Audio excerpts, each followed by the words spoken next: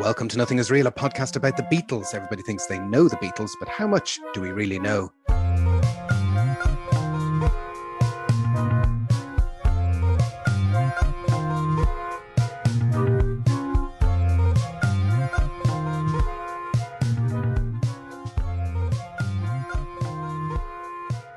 My name's Jason Carty.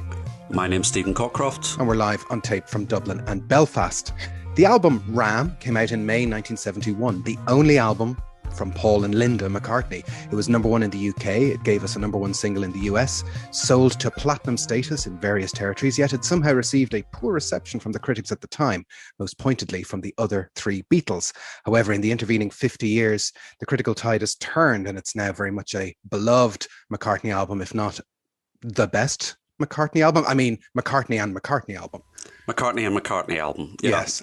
It's definitely the best album by Paul and Linda McCartney. Definitely. Definitely. And the worst. and the worst, and all points in between. Yeah, I really like Ram. I think you and I are going to have lots to agree on, which is going to make for a very dull episode. Well, it's sometimes I think the most interesting question to ask people is, what's your third favorite Paul McCartney album? Because everyone tends to go with Ram and Band on the Run as some version of 1 and 2. Yeah. And you go, yeah. Where do you stand on album number 3? And that's where you can get into the weeds on. It's pressed Back to the Egg. Oh, no. Okay. Right. Well, there you've done it again. So we're back disagreeing. But yes, so today we're going to talk about Ram.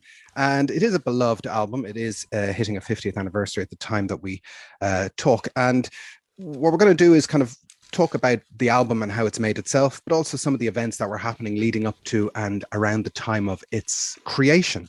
And we've talked about some of these things before, but maybe let's have a quick overview and say, Ram, the recording starts in the latter end of 1970. So what's happening in the run up to this? Yes, was 1970 an important year in Beatle? I remember certain things happening. Some things happening in 1970. I think you're absolutely right. I think it's very important to see Ram in the context of what went on earlier in the year and also what was happening during the recording sessions itself. So obviously, everyone knows April 1970, the first album comes out. We talked about the circumstances of that album coming out. The first McCartney album. Yeah. That album does quite well, but it sort of is seen as the epicenter for the breakup. Whether that's true or not, we can do 5 or 10 episodes on that. But essentially, you've got that album coming out. The Beatles are still going in the sense that Let It Be is coming out. Let It Be gets 3.7 million advance orders for that album, which is sort of the biggest advance orders, I think, for any Beatles album. So there is all of this. Sort of the machinery is still working, and there's this very intense 6-week period where and it's obviously been written up in books where the whole thing is that Paul wants McCartney to come out before Let It Be, but there's this intense 6 weeks period where McCartney comes out, Let It Be comes out, the movie comes out for Let It Be, the single comes out in the background, Sentimental Journey comes out, but nobody's really paying much attention to that. And anybody with any kind of coherent strategy would have said, guys, just let's not dilute the brand. Let's just spread this out and make hay while the sun shines. But even though, as you say, McCartney sells 1 million copies, even though, as you say, Let It Be sells 3.7 million advance copies. So literally, he's selling a quarter of what the Beatles are selling that month, even though that's still a good sum of records being sold. Yep, and there is this endless speculation. Are they splitting up? Will they get back together? Even John is saying, well, it might be a rebirth. It could be a death. We'll see what it is, but it'd probably be a rebirth. Hard to sort of entirely take all of these comments seriously, because for all of the sort of integrity and the, I want this and I want that, and we've got to speak the truth and blah, blah, blah.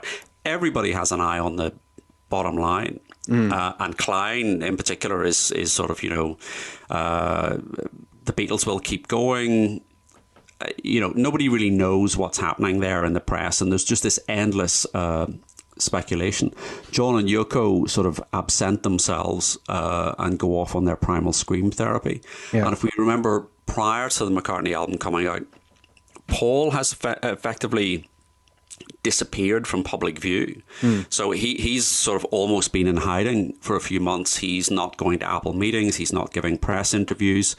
And after McCartney comes out, that sort of happens again. So he leaves the field, and all of the PR and the publicity and it's all handed over to John and Yoko and George.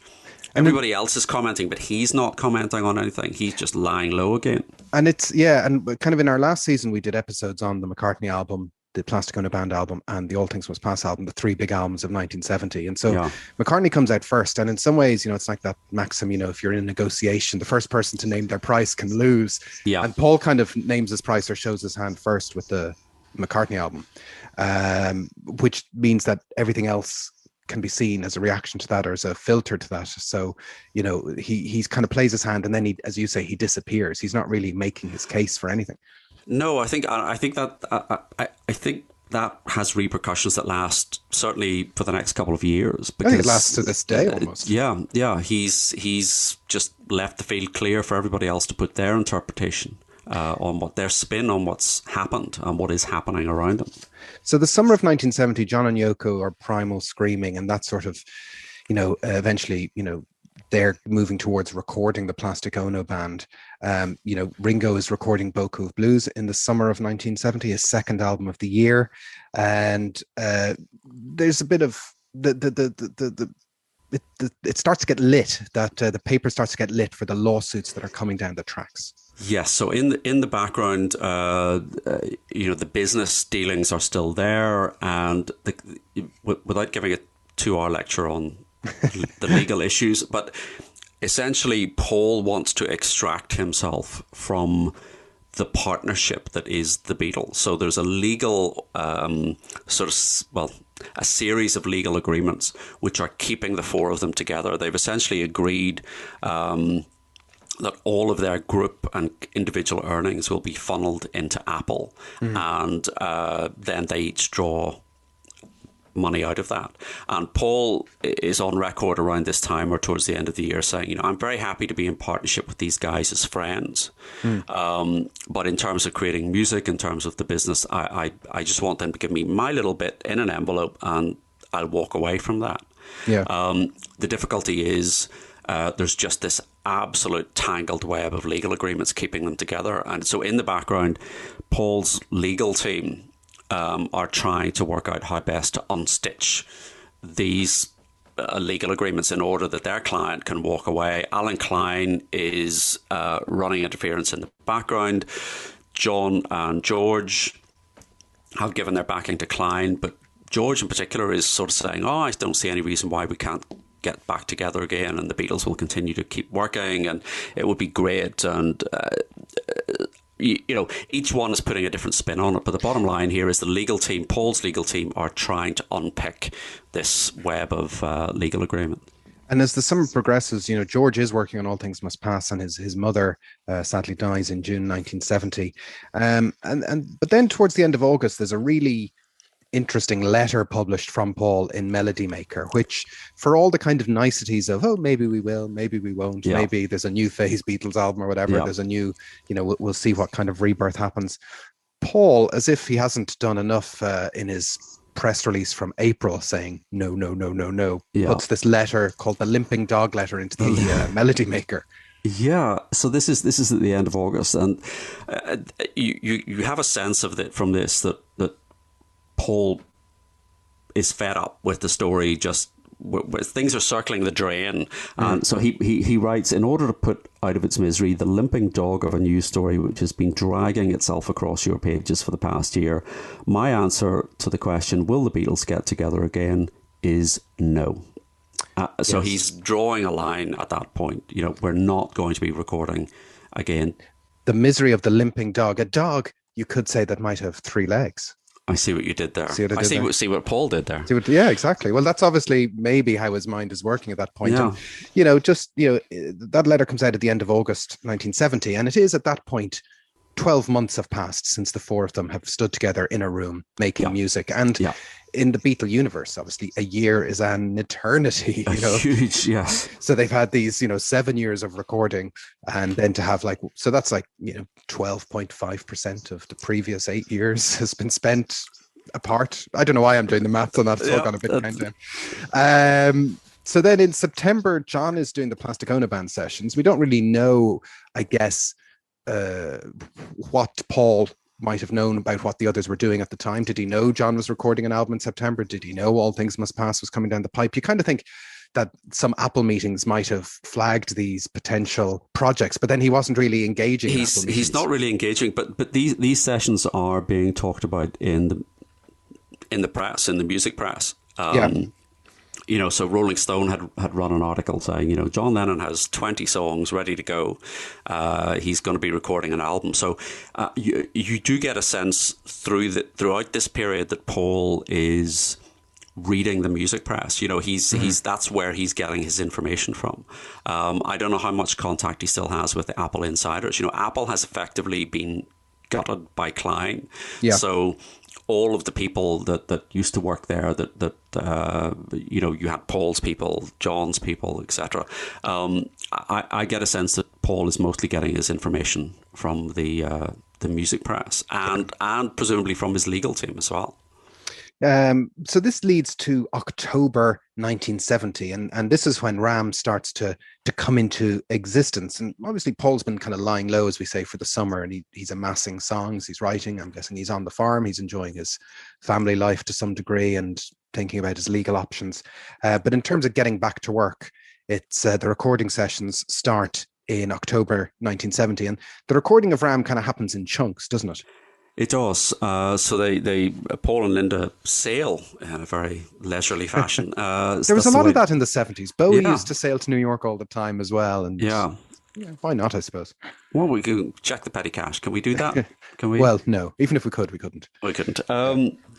So yes, and the thing to bear in mind is he goes into these sessions with a phenomenal number of songs and demos. So as you say, he's been, for all that he's been lying low, you know, there does seem to be this sort of outpouring of songs, and a lot of it is new stuff, but one or two date back to the Get Back sessions. But he's clearly decided, almost as a reaction to the McCartney album perhaps, and the criticisms there about its sort of homespun charm, is he's going to go to New York, he's going to recruit some session men, and this is going to be a proper, fully blown solo album.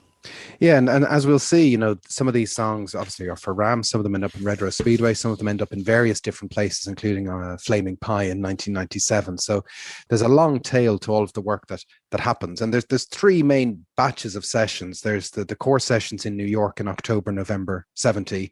There's some sessions in New York in January 71, and then, you know, the album gets finished in LA. So we're going to pick those apart as we go forward. But this happens either side of Christmas, New Year's 1970. And it's important to keep that in mind because of what eventually comes down the tracks. Yes, the timeline here, you've got sort of two parallel timelines. You've got what's happening in New York when he's recording and what's happening back in London. With the legal folks. With the legal folks. You know, that's the really important stuff is what's happening in court. That's always more interesting than music, you know. When you think about Ram, it's very curious that this is an album that's made entirely in the USA. It doesn't strike you as a very American album when you think about, you know, the type of music that was being made at that time, particularly the music that, you know, John goes off to make. You think of, you know, American session, you know, kind of that dense kind of studio sound, whereas Ram sells itself, you know, particularly from its cover. You think, oh, this is a bit of a laid back, you know, it's got rustic country, heart of the country vibes, but this is recorded in New York City in the thick of it. Yeah. I mean, there is that real sort of slightly split personality to the album because, you know, on the face of it, looking at the cover, looking at the song titles, it looks as if you're going to get more of the same of McCartney, this kind of homespun charm. But it's a very odd mix because you've got some sort of fairly basic tracks being put down in New York, and then there'll be more overdubs and it gradually gets more sophisticated, but it's a very unique sound in that respect, you know. So you have sort of some down home playing, but then you have the New York Philharmonic is on there as well, you know. It's very interesting. That's what for me is a lot of its appeal. Yeah, the presentation of the album kind of, blindsides you a little bit as to the amount of work that's going into it. It doesn't sound like a US recorded early 70s session musician album, which no, it does not sound like Steely Dan. Not that there's anything wrong with sounding like Steely Dan at all. Definitely not. So as you say, there are parts of Ram that are going in the opposite direction to the preceding McCartney album, and Paul has to face for the first time finding other musicians to work with. He's shown on McCartney that he can just do it all himself, but he does thrive in an environment where he can work with other people. And also because he's we know from his whole career that he works fast. If he has somebody else in the room, he can work even faster. Yeah. And so he goes about the process of recruiting musicians, and we also need to see this in the light of recruiting musicians. This is the first version of Wings, in a way, where he's trying to figure out, can he bring people around him to work? And who is the first person who eventually answers the call? Well, the sort of the third musician who is present throughout all of these sessions is Denny Sywell, who is the drummer, and it's difficult to sort of understate his contribution here, because most of these tracks are going to be recorded with Paul, Denny Sywell, and then another guitar player, with two main guitar players come and go on these sessions. But Sywell is there across the entire the entire album. Yeah, and Denny, holds the Denny Sywell holds the kind of the name of being the first musician that works with Paul post-Beatles. Yes. I know Linda works with him too, but we're saying, folks, that he's the first person who gets pulled into the Paul orbit post-Beatles. And I think the notion was originally that Paul was going to maybe recruit, a battery of people and just pick and choose who he needed for each individual track. But Denny kind of rocks in and just locks himself into the job, doesn't go anywhere. Yes, that seems to be it. I mean, he seems to have arrived in New York with the idea that he's going to take his pick of sort of the top New York session men, and he's maybe going to have a sort of rotating cast of people coming and going across these sessions. But as you say, the first person is recruited Denny Sywell. He works with him for about a week, and then he just says, right, well, we're not going to bother with the other two drummers I had thought we might use. And again, it's this idea that you've got to be good to work with Paul, but you've also got to have that rapport. You've got to have that personal connection.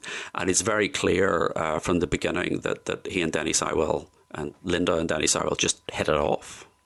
Yeah, and we managed to speak to Denny about this directly ourselves, which is in our separate podcast. But he describes how, he goes to an audition not knowing who he's auditioning for, and then immediately, says, "Well, you're Paul McCartney because you look like him and you are him." Yeah. And being a seasoned session pro, he's not fazed by that. I think this is the thing. You've got to remember, it is that sort of coterie of New York session guys. So Denny Sywell has worked with Astrid Gilberto. He's played with James Brown. He's just off the back of, I think, a Billy Joel session. He's used to just turning up, doing a day's work, doing a couple of days' work, and leaving, and is really not overawed. So he describes going to this audition and not knowing who he was auditioning for. Yeah. He talks about a friend. There were ads in music papers, but it was actually a friend of his gave him a heads up and said, "Oh, there's an audition. You should go to this." And he turns up in this pretty dingy basement in the Bronx, I think. And there's a drum kit, and it's Paul and Linda are there, and away they go. And it wasn't even a sort of a jam session with Paul. Paul just kind of stood and watched and said, play some drums. Yeah. And Sywell says, he just went straight into his Ringo impression and was trying to kind of mimic that and that same kind of fill. And again, as a session player, that's what you're used to. I want you to play like this, or I want you to play like that, or can you give me some Ringo Starr fills or whatever? And he can just do that, and he just hits it off. And this is totally fortuitous, because we need to remind ourselves that Denny, eventually morphs into the first drummer for Wings and stays working with Paul Yeah. from this point in October 1970 up until 1973, till just before the Band on the Run recording sessions. And as I said, he talks to us all about that in our separate episode. But, you know, this is a very, and Paul obviously being, you know, forged in the realm of happy accidents, is like, this is the guy, let's get on with it. And Denny seems quite charmed by the whole situation. I think the next person who comes in is not quite as charmed by the whole situation and isn't really buying it, and that's David Spinoza.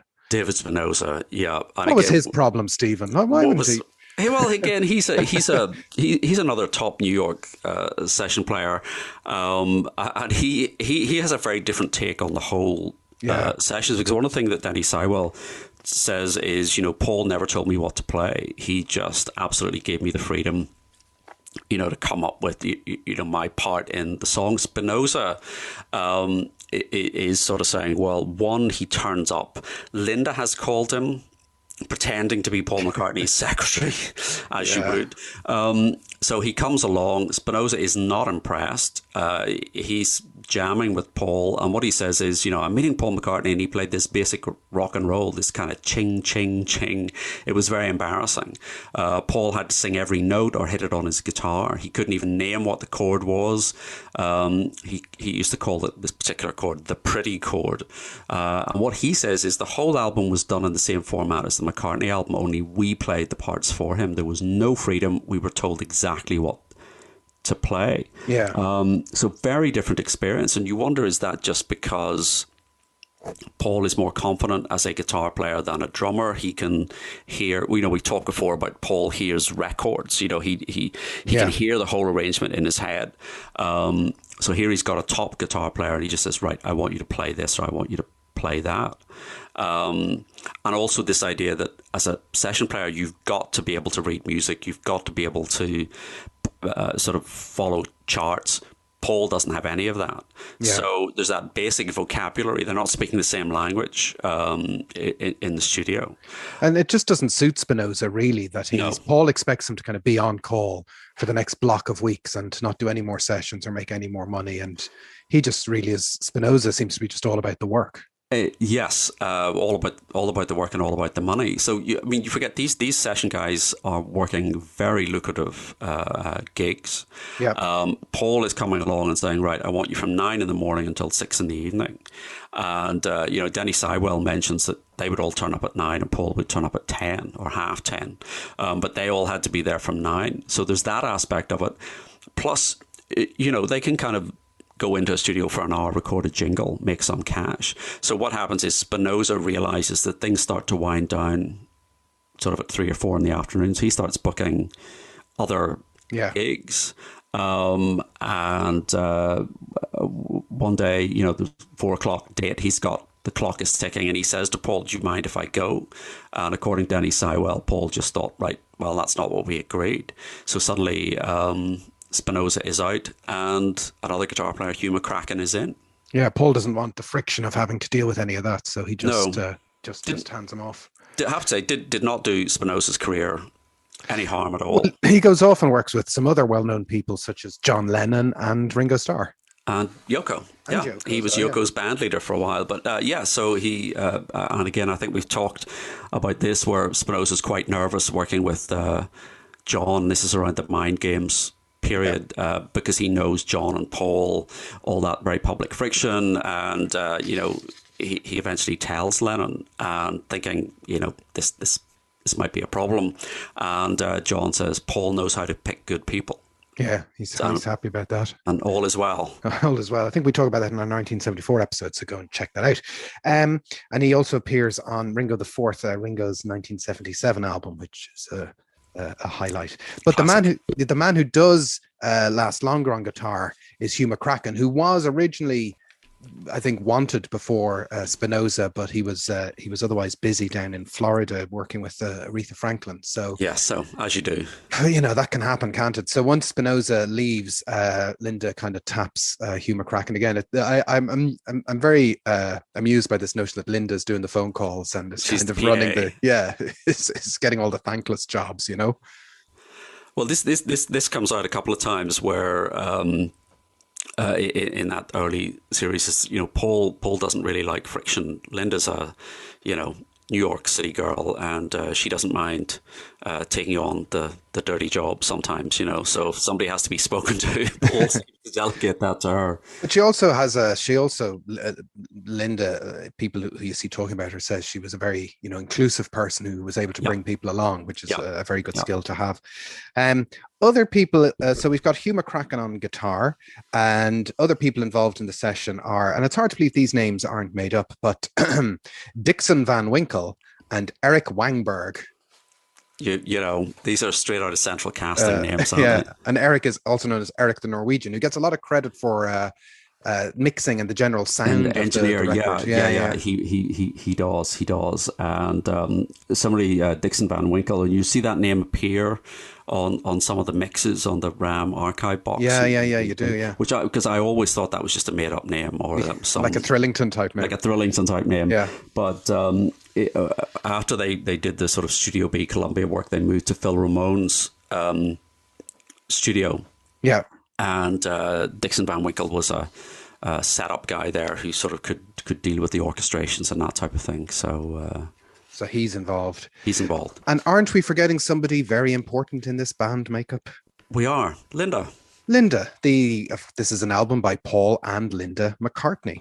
And, Linda is very much involved in these sessions. So it's not just a question of getting Hugh McCracken on the phone. She's, a creative foil and co-writer on a chunk of the tracks on the album.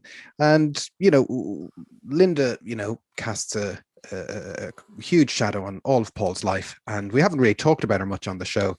But, she's had an interesting track to get to a recording studio with Paul McCartney in October 1970. Yes, I mean her background. Nothing in the background would point to sort of her career progression is going to lead to being in a recording studio playing keyboards. Or, essentially on this album, I think her contribution is largely in terms of sort of vocal harmonies, and there's a little bit of lead vocal, but it is again hard to overstate the impact she is having on Paul's life and Paul's career at this point, in terms of we talked about this idea, or hopefully debunked the idea, that the McCartney album was recorded at a time when Paul was depressed, and this, I think, is the period. It's the post-release of the McCartney album. It's post-April, May 1970 that I think the depression is there, the stress, and the person who's with him throughout all of this is Linda. Yeah. There is a Linda McCartney website, and the sort of interesting little bio that they have of her there, but you sort of get her background, and you realize, although she comes from a pretty well-heeled family, she's had a rough life in some senses, and she is a kind of tough personality. Yeah. Well, in October 1970, Linda McCartney is 29 years of age.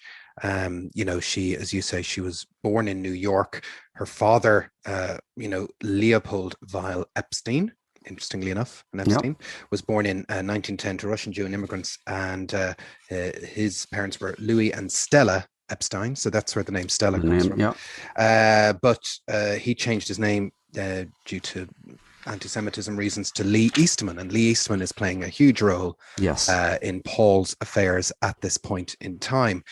Linda does go off and does some training in photography at the University of Arizona, and the legend goes that while she's working at Town and Country magazine, she uses an unwanted invitation to a Rolling Stones party on the Hudson River to photograph the band.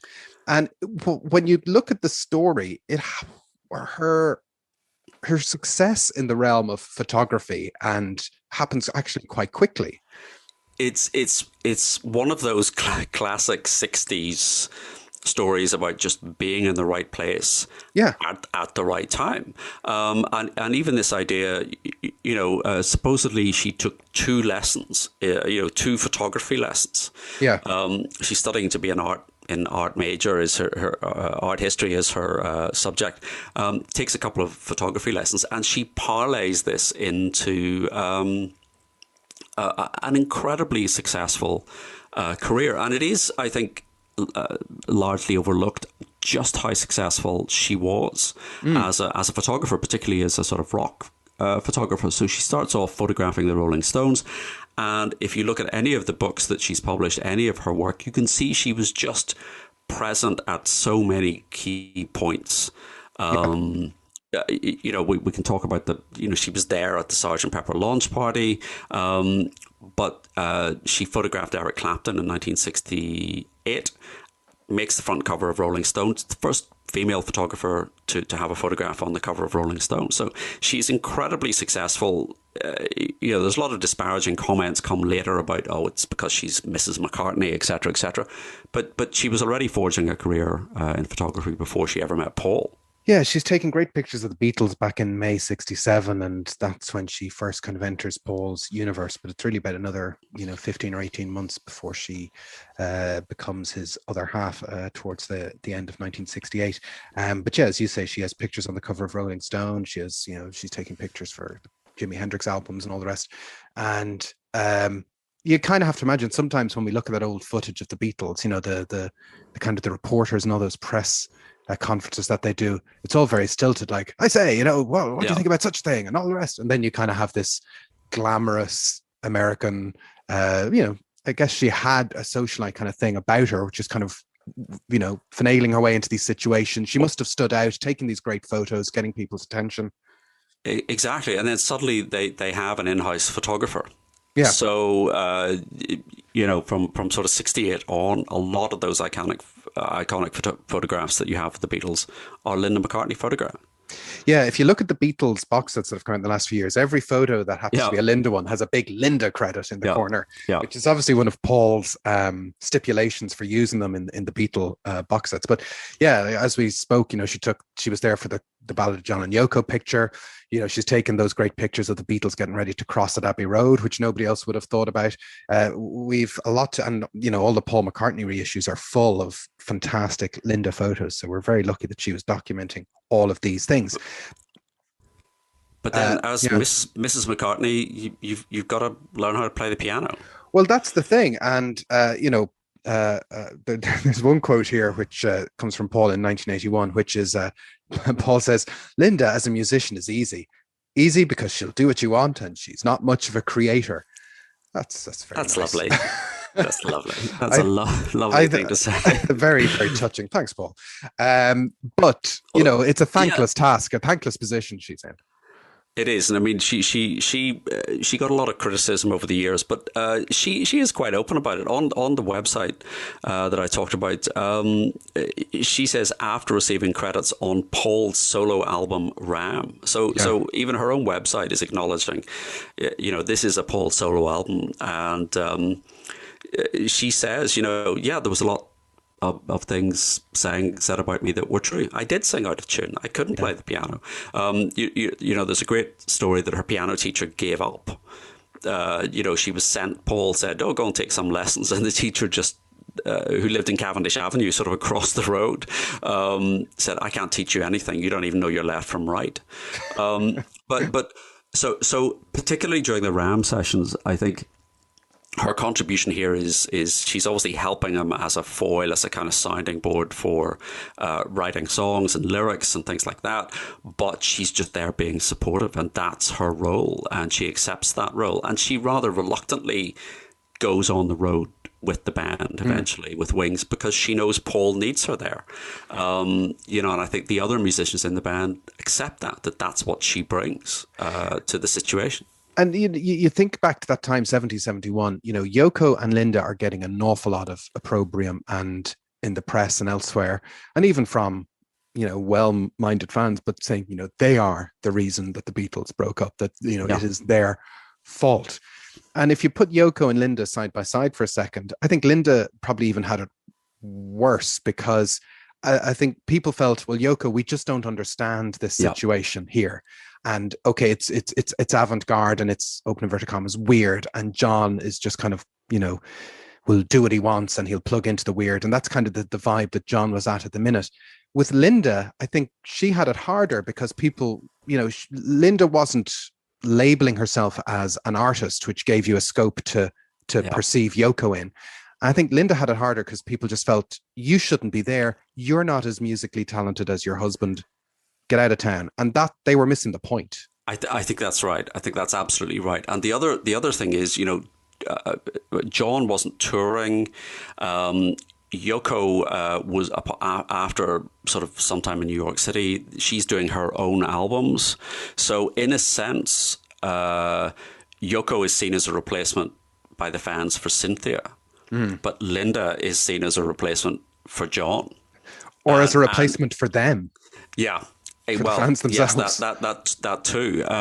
So that's she's absolutely never going to get out from under that. And I mean, in one sense, she never really does. Yes, yeah. It's tough being Linda, but she does. She could have taken a route where she's like, listen, I'm going to be the backstage photographer for the next decade, and you'll have some great photos and I'll be there all the time. But she took a slightly more difficult road. And when Ram does come out, that sound that she brings, that kind of slightly, and it is a slightly off-kilter harmony, but it's a very pleasing sound, and it actually becomes a very distinctive sound as Wings evolves over the next decade. That's one of the things you could say about this album, that you can absolutely hear the foundation of that Wings vocal sound. And it may not be technically perfect, it may not be a sort of pure sound, but it's incredibly engaging and very distinctive. And people talk about, I was reading an interview with Pete Townsend, and he was talking, very favorably about the vocal sound that Wings had. And, Townsend is not someone that lavishes praise on other people, very readily. And he really leapt to Linda's defense, in terms of that vocal arrangement, that vocal sound. And it starts here. It starts on Ram. Yes, even to go back to Dixon Van Winkle, if he does exist. He says, the interplay between Paul and Linda was sweet when they were on mic. Linda came up with some parts on her own, like the backing vocals from Uncle Albert, Admiral Halsey.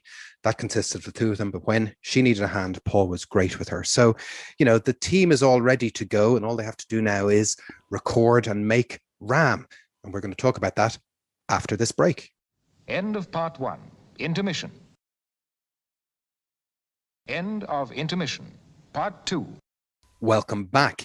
So it's October 1970. Paul has got a crew together to make the Ram album. He's recording in Columbia Studio B in New York City, which is a famous studio. Albums like Bridge Over Troubled Water have been made there. And, work continues there, and also at Phil Ramone's A&R recording studios.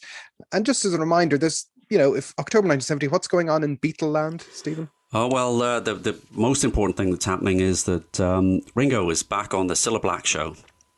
Yeah, that's important. That's very important. He seems constantly be going on to the Cilla Black show.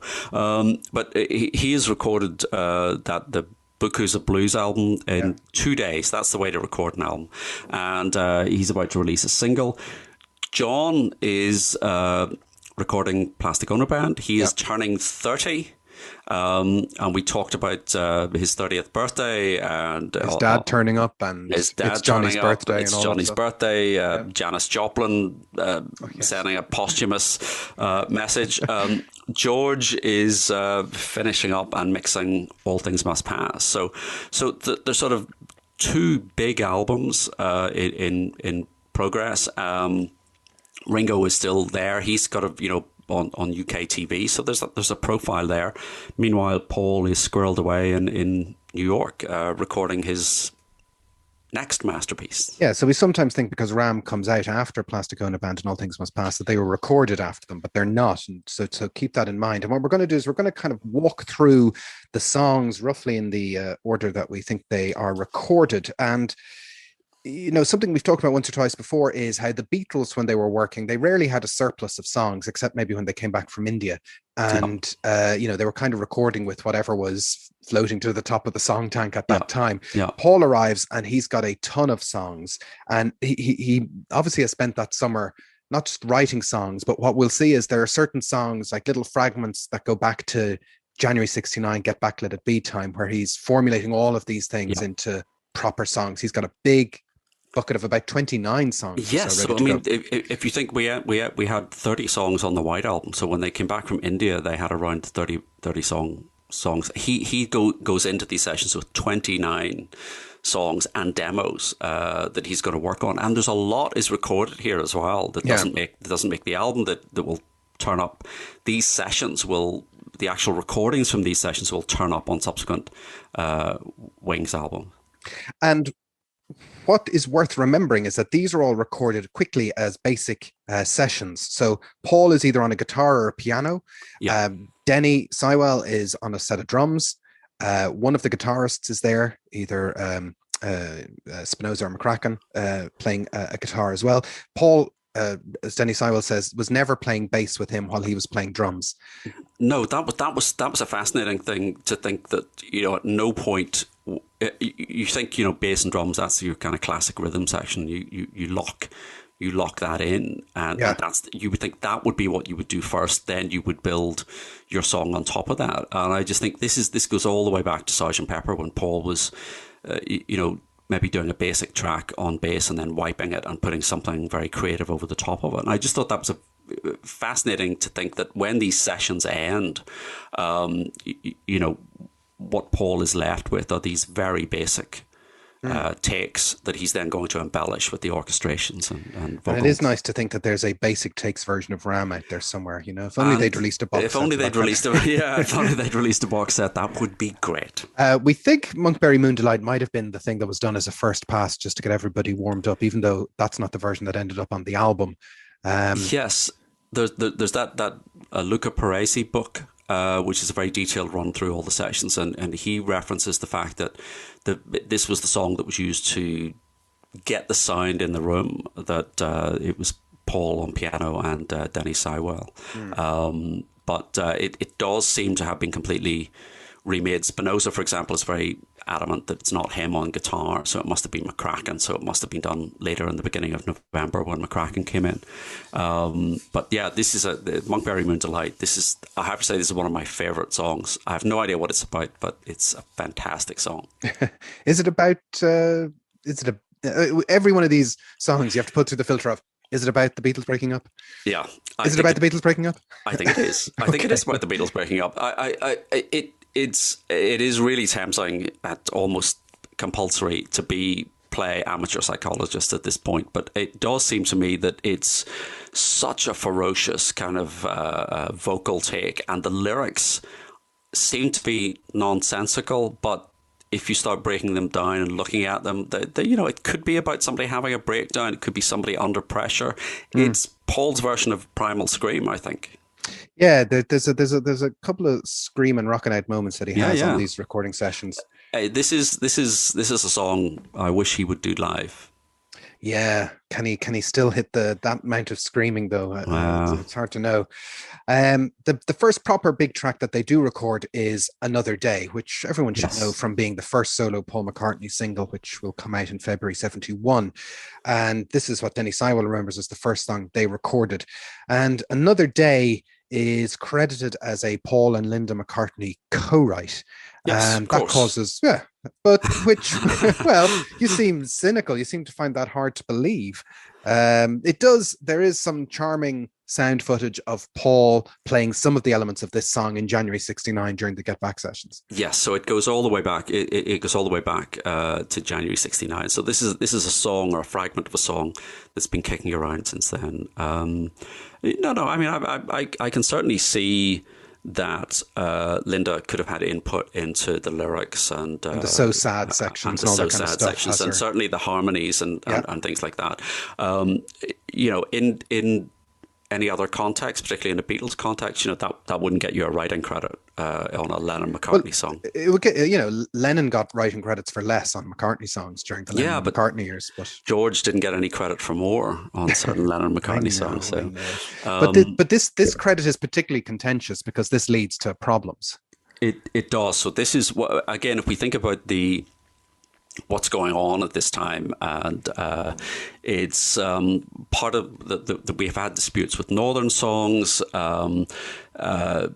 Basically, Paul and John have a contract. If they write songs, then the copyright goes to Northern Songs, and the income goes to Northern Songs, and Paul gets then a payout from Northern Songs.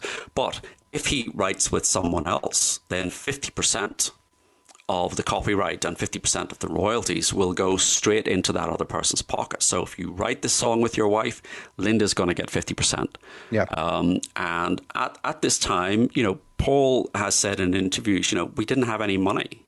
At this stage, we're living on money that Linda had got saved up from her photography career. So whilst he has on paper he's got money, he hasn't got cash, and so this is one way around this. So if the cynical lawyer in me would say that was quite handy to have 6 or 7 songs written by your wife and 50% of the publishing going, but this then becomes a dispute. ATV sue. That's eventually settled, and Lou Grade gets the James Paul McCartney TV special, which do you want to talk about that for? Yeah, well, I'll talk about that for an hour. No, it seems kind of quaint that it's like, oh, just record me a TV special and I'll make some money off that. It's like, was that really the payoff you wanted? It seems to explain why Beatles songs reappear in the James Paul McCartney special for the first time in Paul's solo career. Yes, it does. Well, what you've got to remember is Lou Grade, ATV. It's TV. So yes, that's true. He's a whole network. Yeah, he's a whole network, and he's going to get 100%, presumably, of the profits of a TV special. Yes. So if Paul does this, little did he know. But and again, if you think about it, John is doing the same thing. So there are co-writes with Yoko.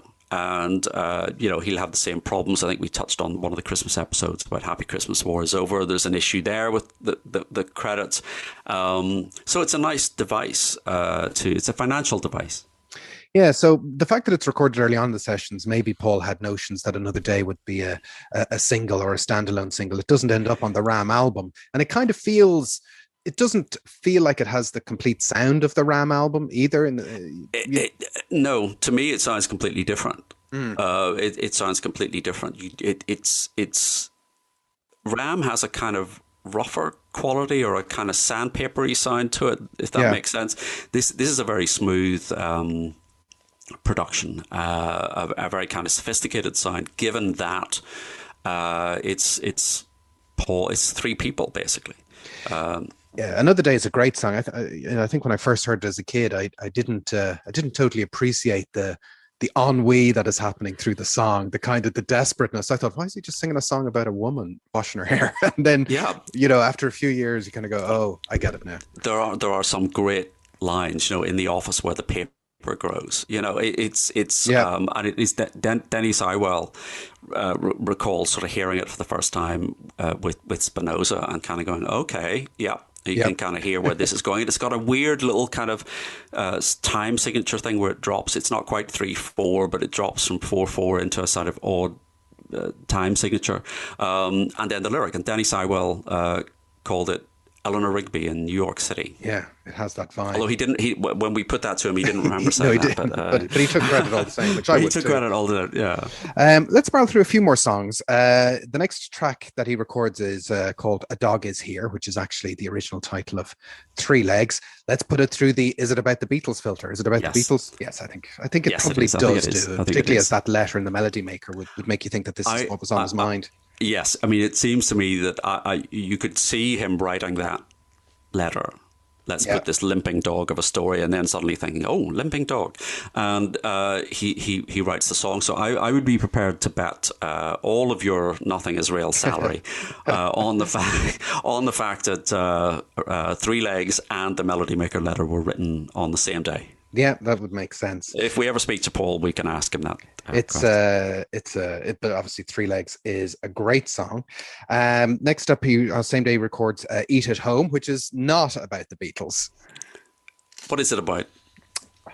I think it's about home cookery. It's about home cookery. Yeah. Delia Smith. I don't know. In 19 so right. Okay. It's the same day. It's the same day as Three Legs. So he's Paul called this song in 1975 obscene.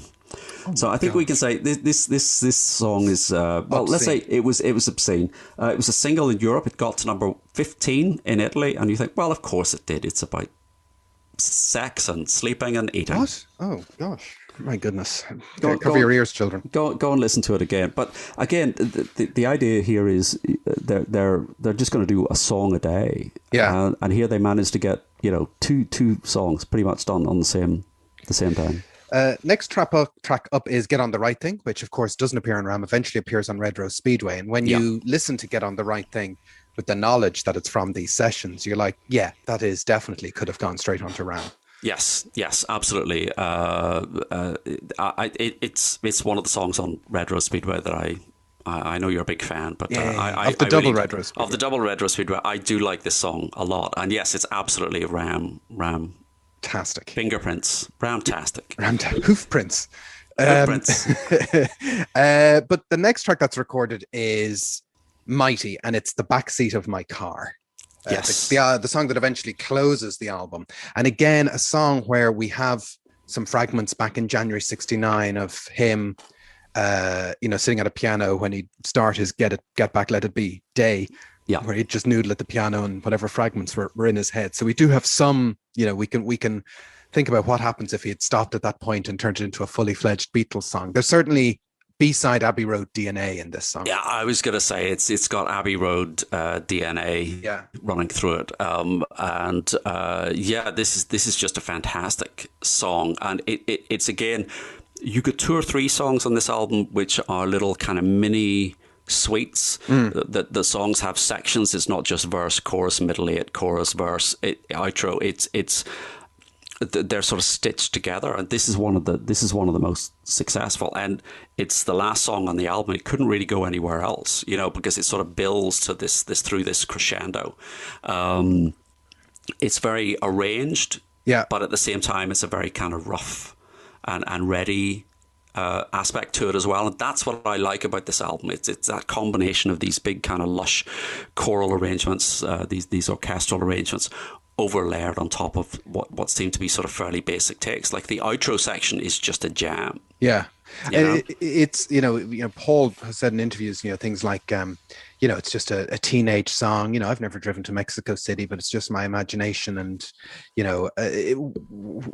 that's a really interesting point because Paul is still writing songs that are just imaginative story songs. And I think that's part of the reason why the album gets a bit of a critical drubbing, because 1971, when the album comes out, is not a time for imaginative, made up songs. It's all to do with the confessional singer-songwriter in 1971.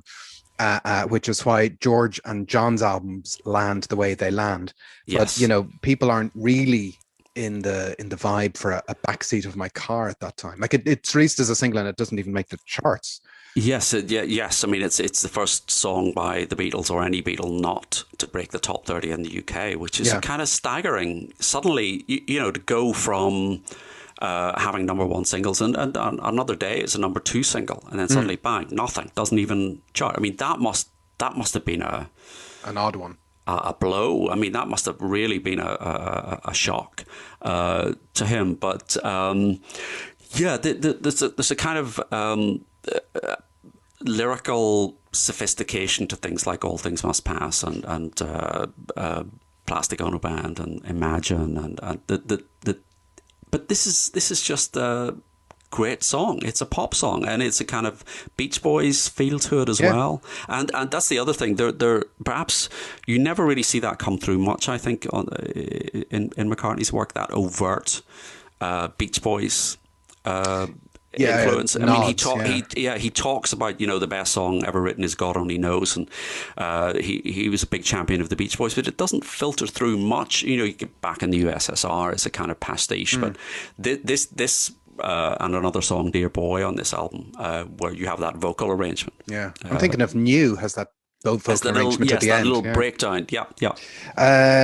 So there actually, if you go onto YouTube, there is an instrumental kind of take or mix of Backseat of My Car, and if you listen to that instrumental, it sticks out just how arranged the song is, because it's another one of those Paul McCartney songs when you pull apart its constituent parts, you're like, this makes no sense that this is a chorus and this is a verse and that this bit goes here and that bit goes there. And you listen to the instrumental take and you're saying, well, here's a guy who doesn't read music and he's thinking of all of this and communicating all of this to the other players, and he knows what the end result is. So it's a great song.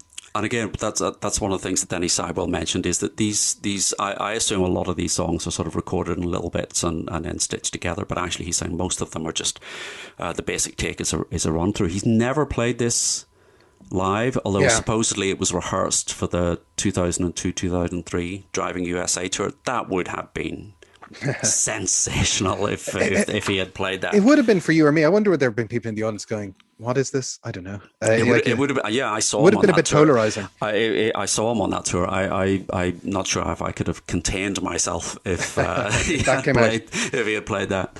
I mean, certainly Ram is one of those albums where if Paul said, listen, I'm doing a week of shows in the Albert Hall and I'm just going to play Ram from start to finish, I think people would go for that hook, line and sinker. But he doesn't want to do that, so that's fine. And to go back to the Twickenham sessions, it's just an interesting insight to see how these things rattle around his head and then eventually he pulls them through his filter and he gets them down into a song like this. But yeah, Backseat of My Car, one of the classics of the Ram album. The next batch of songs that get recorded don't end up on the album: Road All Night, A Love for You, and Hey Diddle. Road All Night is a bit of a jam, isn't it? It is, yeah. That's just, I think, Paul and Denny, and supposedly it was just at the end of a day, there was a jam, and they did this absolutely sensational version of this song. Yeah. And this, what did that sound like? And no one was taping it. So they kind of did it again, and inevitably they both say it's not as good as the one that got away. Ain't that always the way? A Love for You also takes some time to come out. That comes out many years later. It comes out on a soundtrack to In-Laws. Bit of an enigma's end to it, yes. Weirdly, and then Hey Diddle, he loves that song. He does love that song. He just won't let it go. I think it's just what it represents. But yeah, Hey Diddle kind of represents that sitting in the farmyard, kids playing around. I'm sure that's the mental space it brings them back to. Yeah. The next Ram track that gets put down is Long Haired Lady, which is another one of these mini suites, and it's certainly the most prominent Linda appearance on the album. Yes, she's got a sort of a lead vocal, and you think, is it a kind of parody vocal? I mean, she puts on a really weird accent. I don't know. It sort of sounds like this kind of Broadway West Side Story kind of, over dramatic kind of tongue in cheek. Yeah, it's kind of somewhere between Brooklyn and Arizona. This accent lies. It's funny, but it's very funny. It is funny, and it's another one of these instances on the album where, as we said, the cover and the vibe makes you feel it's a big sort of laid back jam album, but the reality is this has got the New York Philharmonic overdubbed an arrangement on it, and it's quite well planned and thought out and well recorded. Yes, and then a lot of the background vocals, which are really quite sophisticated arranging, is done in sound recorders in LA. And Eric the Norwegian said, there's also something about Long Haired Lady I'd like to mention. I remember playing the song back to Paul in the studio, and he rested his arms on my shoulder after hearing it. And as I turned around and looked at his face, tears were rolling down. Paul is a very, very sensitive person. Listening to his vocal work with Linda really got him into it, and it was amazing. And it is one of those songs where you think he is just kind of pouring out his feelings for Linda in a song. It's a very personal song in a way that Paul doesn't often do. Like there's something, it is very personal. And if you're Paul McCartney in that situation, and a song like Long Haired Lady, he probably couldn't have imagined it 3 or 4 years earlier, creating a song like that about a person like that in a world like that. It's definitely not a Beatles song. No. And it's a whole new thing for him. And as brilliant a songwriter as he is, there's something a little bit impersonal about some of the songs he was writing in the back end of the Beatles. You know, they're songs just about, you know, devices. But when you think of some of the songs, you think, oh, well, that was obviously about Jane Asher, or that was about the relationship. It's all quite oblique. It's sort of passing references, and it's kind of you think, oh, that line must be about Jane, or that must reflect such and such a thing, or that must, you know, he's not somebody to write something, a song like Julia. Yeah. You know. Yeah, as brilliant as something like, say, Back in the USSR is, it's not personal. No. But Long Haired Lady is personal. It is totally different to what he has done before, and it's quite significant. Yes, and I mean, you think on the McCartney album, you have the lovely Linda, but that's a kind of throwaway, jokey. You know, he's not pouring his heart out there. Yeah. Here, I think you there's a connection. There's an emotional connection that I think. My criticism of Paul, sometimes, occasionally, I've been known to criticize, is that sometimes there is that kind of wall. Yeah. But here, there is no wall. So Long Haired Lady, great track. Then some more stuff that doesn't make the album, Sunshine Sometime, which eventually gets reworked later, a few years later, for the Rupert Bear soundtrack, and maybe someday we'll get a proper full-on Rupert Bear soundtrack. I know the world is clamoring out for that. Aren't they? You are. Yeah. And then Oh Woman, Oh Why, which ends up as a B-side. That's a good jam. I love this song. I absolutely love this song. I discovered this. I remember buying the Another Day single, not when it came out, you understand, but finding it secondhand somewhere. And the B-side is incredible. Absolutely incredible. It doesn't fit anywhere. It's the complete... Yes, it doesn't sound like it should be on Ram at all. No. Sounds like it should be on Plastic Ono Band. I was going to say, it sounds like it should be on Plastic Ono Band. It doesn't sound like a B-side. I mean, if you imagine if you bought Another Day, and then you flipped it over, it's it's nuts. It's absolutely nuts. And I think it's just Denny and Paul, and it's just this kind of really ballsy rock and roll. It's not like anything else, I think, he's really ever done. And I think I had to listen to it about 20 times before I could work out the lyric. And it's basically about a guy, you know, his girlfriend shooting him for some perceived infidelity. I say perceived, I'm assuming the guy was innocent of all charges. Until proven guilty, yes. Until proven guilty. Yeah, it's a total jam. You know, seems to be a straight live cut. And, you know, if it's a song... to anyone listening here that you're not familiar with, just dig it out. It's a great sound. It might even be a slight precursor to Wings Wildlife in terms of its straightforwardness. I think you could be right, but I won't hold that against it. It's still a good song. So it's still a good song. It's still a good song. But you're right. Yeah, it's kind of you could see it. You know, Mumbo is. Yeah, it has a Mumbo vibe. It's that vibe. It's that vibe. The next track to be recorded, though, is one that should be familiar to everybody. It's originally a song called We're So Sorry. So it's no surprise that that's Uncle Albert, Admiral, Halsey. And this song does get released as a single in the US, does get to number 1, not released as a single in the UK, which I think is a pity. And it's an unsurprising number 1. This is ferociously Beatley in a way that, you know, we said Long Haired Lady isn't Beatley, but Uncle Albert, you're like, oh yeah, there's Paul from the Beatles doing a song about boats and whatever. You think it's an unsurprising number 1? I think this song is absolutely nuts. I mean, it's that McCartney thing of, you know, the making the unexpected seem obvious that we've said before. Yeah, I mean, it's a fantastic song, and it may be my favorite song on the album, but you think who would listen to this and think this is a number 1, this has got number 1 single written all over it? It's only Paul. But I would imagine in the context of, you know, hearing that song in 1971, if you were looking for some sort of Beatles manna from heaven, if you're looking for, you know, Beatle Paul doing a song that's kind of, you know, unexpected, off the charts pop, which it is, it's kind of this unexpected pop that he excels at. Then you would have been like, yeah, that would make totally sense in that context. But it is a crazy song. I absolutely agree with everything you say. I just think I as an album track, I think it works fantastically well. It's obviously, what do I know? I mean, you know, would not have been a successful A&R man in 1970. But it's either like the Abbey Road medley, or it's a successor to Yellow Submarine, depending on where you stand about crazy sound effects and things. And it has all those parts in it, yes. This is, again, I assumed you record the little bits and then you stitch it together, and you kind of get your razor blade out and slice up the tape and join it. But again, Denny Sywell was saying, oh, careful.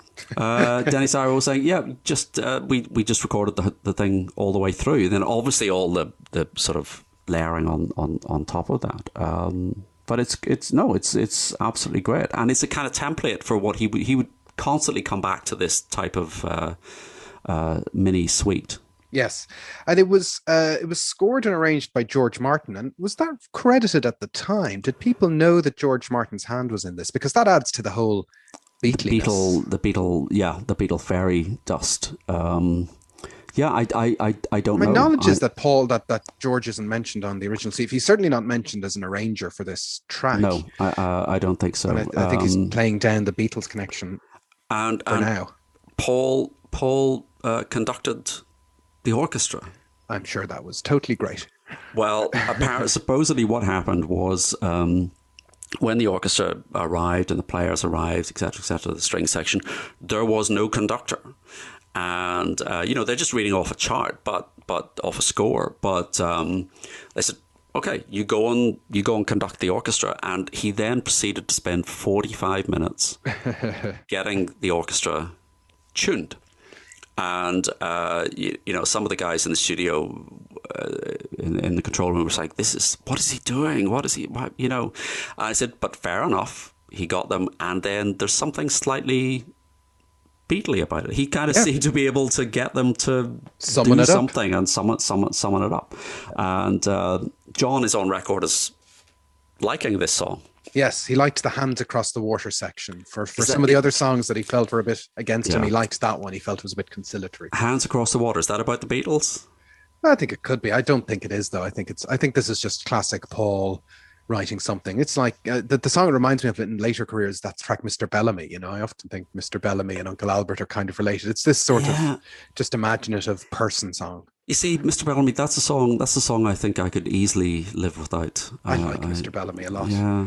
Okay. And again, he's never played it live, but it was supposedly rehearsed for the 89 to 90 World Tour. Again, that would have been sensational if they could have pulled that off. I think it is a song, fantasy Paul McCartney set list is a never-ending topic, but that is a song that I think if it came out live, people would just go crazy. It's got... I can imagine a whole crowd doing Hands Across the Water and digging all of that. Well, particularly in America, it was a #1 single. Yeah. And it's kind of forgotten. It doesn't always crop up on best of lists or compilation albums. No, it is kind of sometimes passed over, and it did have a video made at the time. But Uncle Albert, Admiral Halsey is a great song. Paul Beaver, the synthesizer expert, or the synthesizer, what would you say? Pioneer, that's the word I'm reaching for, is on synthesizer as well. In the background, while Paul is recording, George and Patty Harrison arrive in New York City, and Paul decides to set up just a social get-together meeting for the start of December, because, maybe in the background in November 1970, there's some legal preparation happening as well, isn't there? While all this is going on, while all this recording is happening, Paul is slowly talking to his people. Yes, so the wagons are being circled, and the writs are being drawn up. So yes, in the background, Paul's legal team are working through this maze of legal agreements. How do we get Paul out of this partnership so that he is kind of independent in a business sense? So the wheels, these sort of legal things turn very, very slowly. So that's happening. George and Patty are in New York City, and there is a kind of social meeting. I don't think there's any particular agenda here other than sort of getting together and seeing, testing the temperature of the waters. Yes.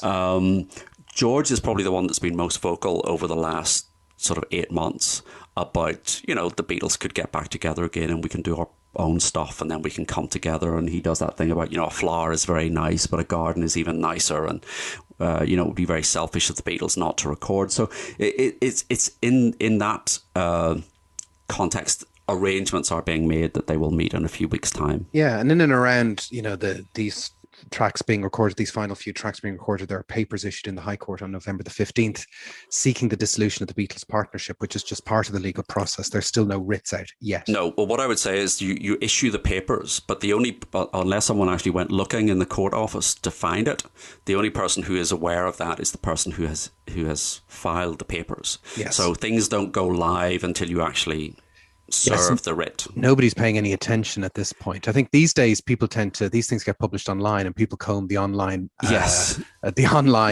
papers to try and see what news stories might be hiding in the shadows. But that wasn't the case at the time. But people could have if they wanted to. You could. And what I would say at this stage is there's nothing inevitable at this stage. This is this is maneuvering. This is getting themselves into negotiating positions, and there is no inevitability that there will be a court case at this point.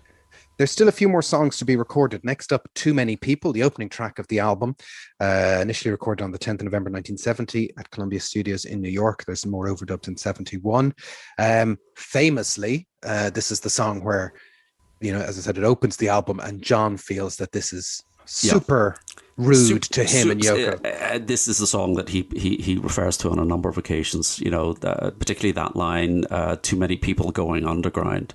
And he says, well, that was us, Yoko Ono and me, and you took your lucky break. That was considering we had a lucky break to be with him. And, anybody listening to this song at the time is going to see that. And supposedly, I have no verification for this, but supposedly the original line was, Yoko took your lucky break and broke it in two. I would like to think that wasn't true.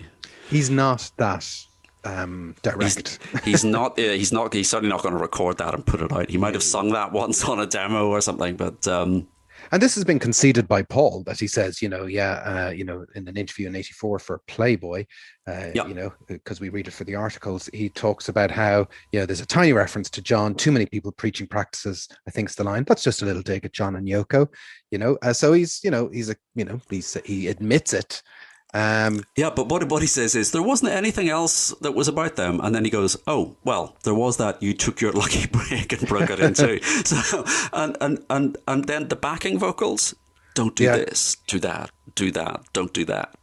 So again, what's that opening line? Well, the opening line I always thought was piece of cake, but apparently it's piss off cake. And is that something people say? It seems odd. That's not a line. That's not a thing.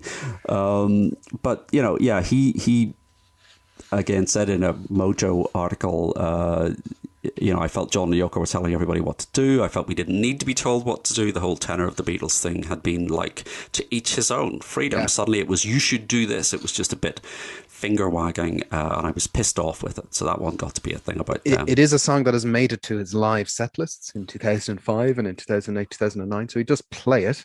I've never heard it. I've never been. No. There's some YouTube clips out there that haven't been in the room. I know. Next tracks up, we have Little Woman Love. That doesn't make the album. Smile Away, which does make the album. Is it about the Beatles? John seems to think so. Yeah, well... I don't think it is, really. I'm not sure. No, I don't know. I think this is the point at which John was just seeing everything everywhere. Everything is about me. Everything is about me. This seems to me. This is a song that even I can play the riff to this song.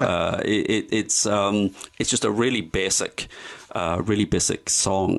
The weird thing in reading this is that the engineer Eric the Norwegian said there are 8 bass parts. I can't hear that. I can't, but I'll take his word for it. I mean, it's basically one big chunky riff. Yeah. Maybe just the 8 parts doubled up and quadrupled up. I can't say. I'm going to have to go back and listen to it again. It never struck me as 8 bass tracks. Usually, no, I think it's just a kind of distortion there. And of course, he does the 1, 2, 3, 4, the count in, which is... Is that the first time since I saw her standing there? There must be other... Well, I suppose, does Taxman count? That's not Paul, though. We don't think that's not counting Paul. In on Taxman. Maybe it is Paul's first 1, 2, 3, 4. Yeah, it's very striking, if it is. Yes, that's Smile Away. We're getting near the end of the main recording sessions for the album, so we're heading into the second half of November. They're still in New York. Next up is Heart of the Country. where Denny Sywell plays a dustbin lid, apparently. And this is one of those songs which, if you're not tuned in 1970-71, you think this is more twee, homespun, Paul and Linda nonsense. Well, one of the interesting things is this is recorded on the 16th of November, as is Smile Away. So it's another example of him doing this kind of vocal shredding performance on one song and then doing this very kind of charming little kind of acoustic point, the part on the same day. Yeah. So it's those are probably the two most extreme contrast of styles on the album, and they're recorded on the same day.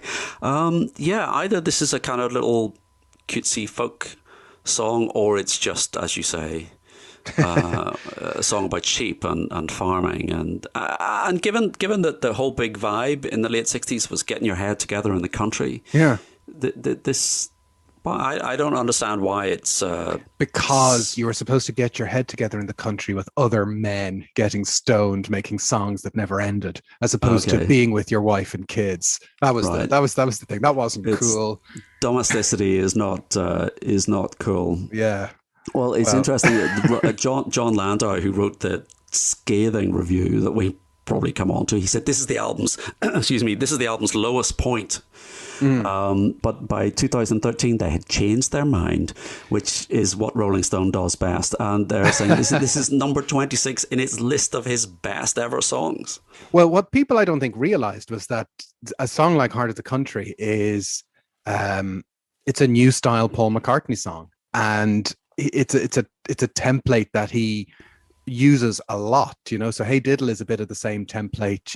A track that he records next, Little Lamb Dragonfly, that doesn't appear to Red Rose Speedway, is kind of cut from the same cloth. And you skip forward 50 years to the end of McCartney 3, where he sticks Where Winter Comes at the end of that album. And that's at that point you hear that album, like, it's one of Paul's I'm on the Farm songs. I'm really happy. I like Heart of the Country. When Winter Comes, it seems to me he's no longer on the farm digging ditches, I don't think. Must tell someone to dig a ditch is probably what he should have said. somebody to dig a ditch. But yeah, I like Heart of the Country, and it always struck me that this is the song that Lennon is referencing in How Do You Sleep? Yeah. Because he actually sings, I want a horse, I want a sheep, I want to get me a good night's sleep. And Lennon is going, how do you sleep at night? I just thought that was, but I think I'm the only person in the world that thinks that. I hadn't thought of that myself, but that could be true. I mean, it probably would have been the attitude of the song might have gotten up McCartney's nose. It might have seemed smug. It might have seemed... Yeah. Up John's nose. Up John's nose, yes. But, it as I said, it didn't land well with a lot of people at the time who kind of thought it was trite, a bit low-key and not really good enough. Yeah. The other thing is it was rehearsed for Unplugged. Yeah.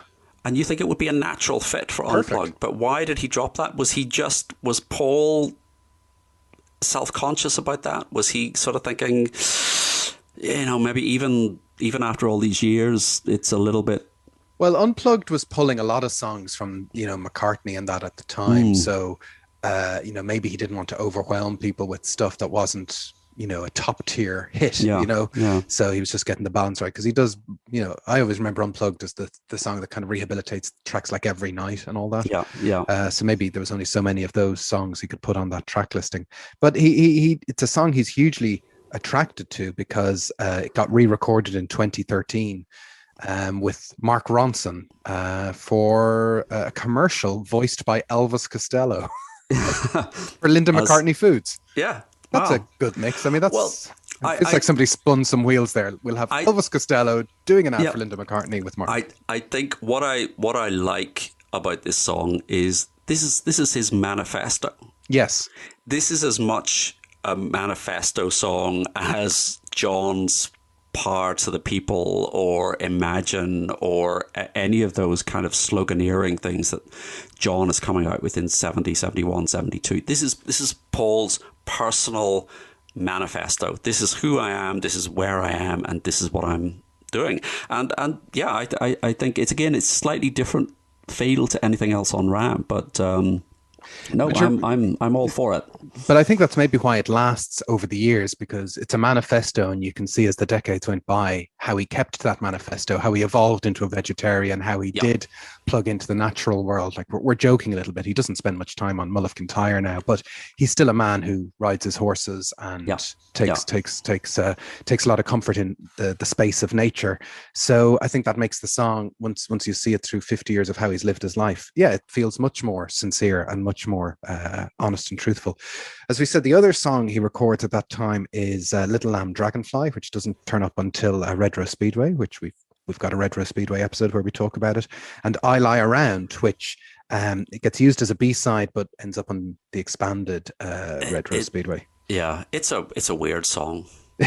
I Lie Around, but this apart from Smile Away, 16th November was obviously the country day in the studio. You've kind of got Heart of the Country, Little Lamb Dragon, I Lie Around. They all have that kind of bucolic, laid back vibe. So yeah, he's in a good place. So he's got the guts of the album done, although they're all basic raw tracks, no overdubs. He hasn't chosen a track selection, so he's deserved and earned the right to kick back and relax. And what more relaxing thing to do when you're in New York City is to meet up with your old bandmate George Harrison, your old buddy, your old mucker George, to kick back, relax, and everything goes great. No, it doesn't. Do we know exactly what happens? We know it goes horrifically wrong. We know it does not go well. Yes. So this is ostensibly it's a social meeting. Although, again, it's quite telling that the arrangement is made several weeks before. It's not a kind of, oh, I'm in town. Yeah, what are you doing this afternoon? Why don't you drop by the studio and play some guitar on my new album? Or, yes. You would think that would be, rather, it seems to have been set up more like a summit meeting, although ostensibly it's just a social chat. But yeah, the Keith Badman book, The Beatles After the Breakup, it just simply says it does not go well, and Paul determines to press on with legal action. So whatever happens, whatever the kind of vibe is, it's not good, and there are no sort of bridges being mended here. Well, that's the thing to keep in mind. So Paul has been busy recording this album for 4 to 5 weeks. He has had some lawyers getting the basic paperwork drawn up in the courts in London for the dissolution of the Beatles partnership. Now he has to, try and confront what's going to happen next, and talking to George as part of that. And we have to assume to some degree that that's what Paul and George are talking about. And yes, Paul may or may not directly say, I have people in London ready to go to work on my behalf. Yes, what seems to happen next is that the sessions come to an end, and Paul and Linda and the family go back to Scotland.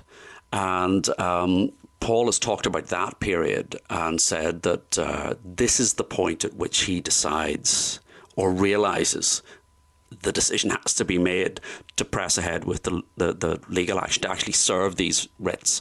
And he recounts John Eastman, Linda's brother, coming up to visit him in Scotland, and they're kind of out for a walk, and they're standing on a hill, and John Eastman is saying, you don't have any option here. We've looked at all of the ways we can proceed.